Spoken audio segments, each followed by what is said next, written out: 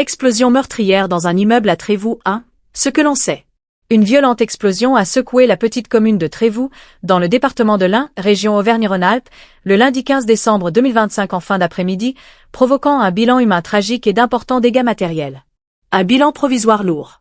L'explosion, survenue vers 17h30 au rez-de-chaussée d'un immeuble d'habitation de 4 étages, a fait au moins 2 morts, 2 très jeunes enfants âgés de 3 et 5 ans. Les victimes appartiendraient à la même fratrie et n'ont pas pu être sauvées malgré les tentatives de réanimation des secours.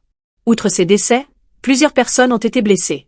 Un bilan provisoire fait état d'au moins une dizaine de blessés pris en charge en urgence relative par les services médicaux et transportés vers les hôpitaux de la région. D'autres personnes légèrement touchées se seraient présentées d'elles-mêmes aux structures de soins. Une explosion entendue au loin. Le souffle de la déflagration a été entendu à plusieurs kilomètres autour de Trévoux et a provoqué d'importants dégâts sur la façade du bâtiment, partiellement soufflés par l'onde de choc. Des bris de vitres ont aussi été signalés dans des établissements scolaires à proximité, sans faire de blessés parmi les élèves ou le personnel.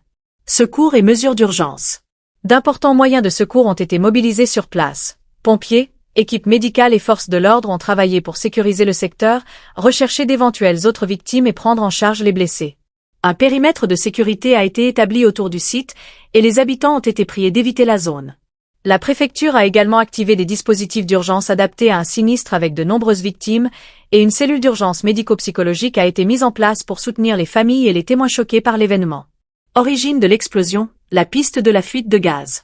Si l'enquête est toujours en cours, les premières investigations et déclarations des autorités locales indiquent que l'explosion serait liée à une fuite de gaz accidentelle dans l'immeuble.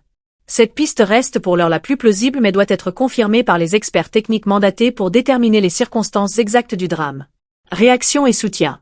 Le ministre de l'Intérieur s'est rendu sur place pour témoigner le soutien des pouvoirs publics aux victimes, à leurs familles et aux équipes de secours. Les autorités locales ont également exprimé leurs condoléances et ont annoncé que des solutions de relogement étaient proposées pour les résidents de l'immeuble rendu dangereux par l'explosion.